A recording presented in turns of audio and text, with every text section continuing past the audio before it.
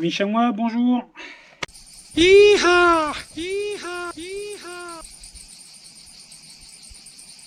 Je vais vous présenter mon petit atelier Spengles parce que ça faisait longtemps que je voulais en faire un atelier pas loin de l'atelier pour pouvoir m'entraîner régulièrement mais pas longtemps. Là l'avantage c'est que dès que j'ai envie, je mets mes chaussures, mon casque, je prends le vélo puis hop, je fais 10 minutes, un quart d'heure, 20 minutes en général maxi, mais après j'en ai marre, je passe à autre chose. Puis après ça génère une fatigue et avec la fatigue, bon en général moi au bout d'un moment quand je sens que ça passe plus, ou ça veut pas, ou c'est pas le bon jour, j'arrête et puis je vais faire autre chose. Parce que là sinon j'avais un spot mais il est à une demi-heure de vélo. Donc ça fait déjà 1 heure aller-retour. Donc quand je vais là-bas en général je reste au moins 2-3 heures, enfin plus l'aller-retour. Donc du coup ça fait une sortie un peu plus conséquente. Et c'est moins productif en termes d'efficacité de progression technique. Vaut mieux travailler un tout petit peu le geste quotidiennement, voire tous les jours ou tous les 2 jours, plutôt que de faire un gros pavé de 2 heures, où là vous n'avez pas forcément le début, vous allez commencer à apprendre les gestes, à mémoriser. Le corps il va mémoriser, mais au bout d'un moment vous retenez plus rien et en fait ça sert plus à rien, quoi. Ça génère par fatigue et puis du pas bien, du pas bien, du pas bien.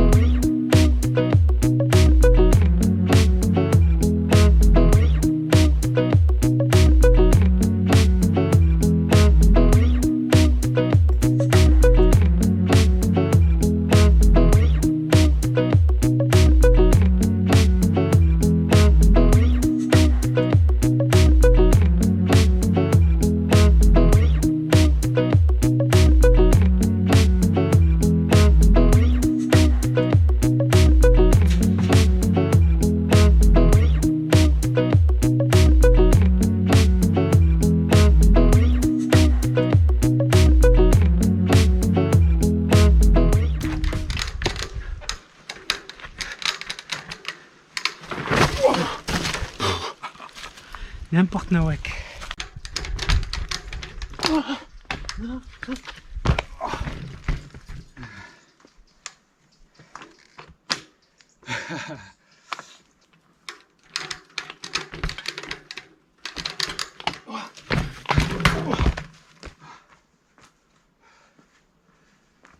Et du coup tout l'intérêt de ce petit tas de terre, c'est de pouvoir travailler les spingles compliqués, pointus, machin bidule, sans être à la montagne. Parce que là, ici, en Ardèche, il y a des montagnes, mais moi, elles sont un peu plus au nord quand même.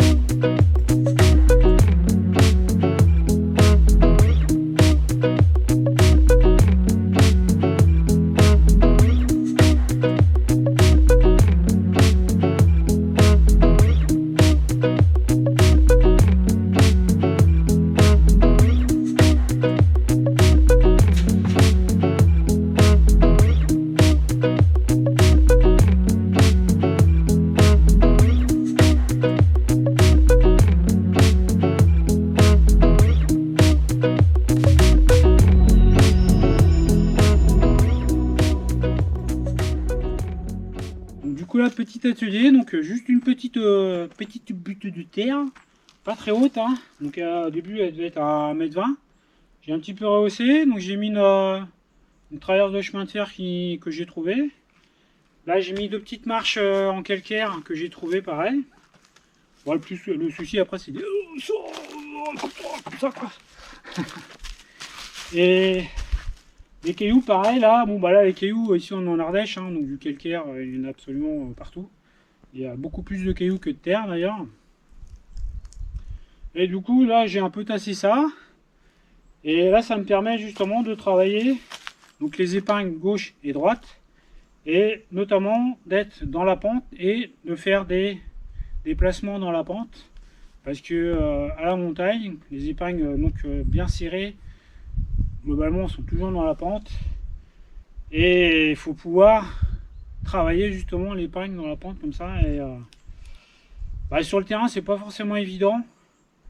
Parce que bien souvent il y a de l'exposition. Et puis si vous êtes sur une grosse sortie, bon bah c'est pas facile. Que là bah, ici c'est pas du tout exposé, c'est safe. Vous avez vu que bon bah à plusieurs reprises je suis tombé.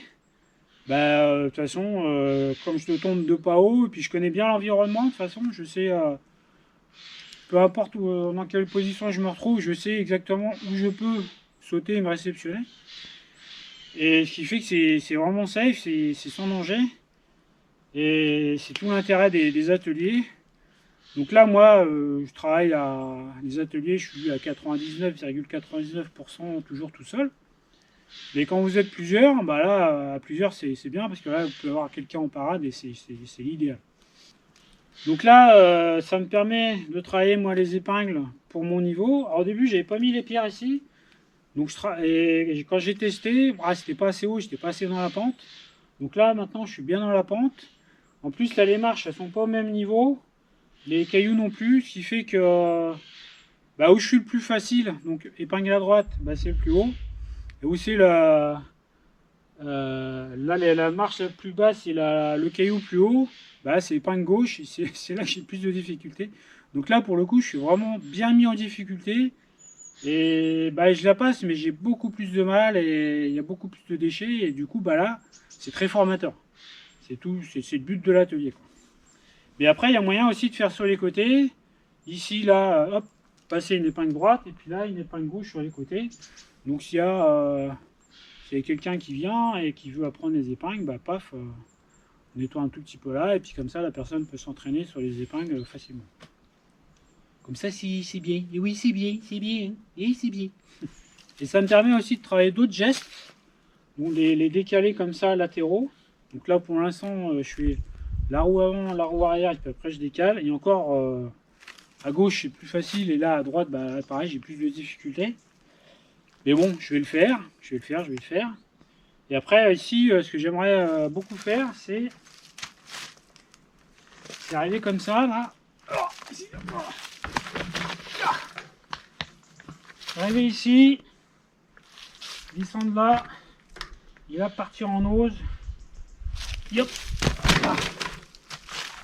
Et ça, le jour, enfin si un jour, parce que c'est pas encore sûr, j'ai pas encore essayé. Hein. Si un jour j'arrive à sortir ça, voilà, là je serai content. Là. Il va y avoir un petit peu de boulot de fait parce que j'y suis pas encore. Hein. Parce que là, aller faire un ose et ensuite prendre appui quand on est en ose pour jeter là, pour pas, bah en fait toute la difficulté c'est pas de tomber sur le côté parce que là, si je fais ça le nose. Si je fais pas le bon geste, bah, je vais tomber sur le côté. Ouais, il y a de fortes chances que je tombe sur le côté. Je vais peut-être mettre un matelas. Peut-être mettre un matelas, un petit matelas pour essayer la première fois. Ouais, c'est pas bête ça. Mettre un petit matelas là. Puis comme ça, j'y serai safe, tranquille. Allez, ciao!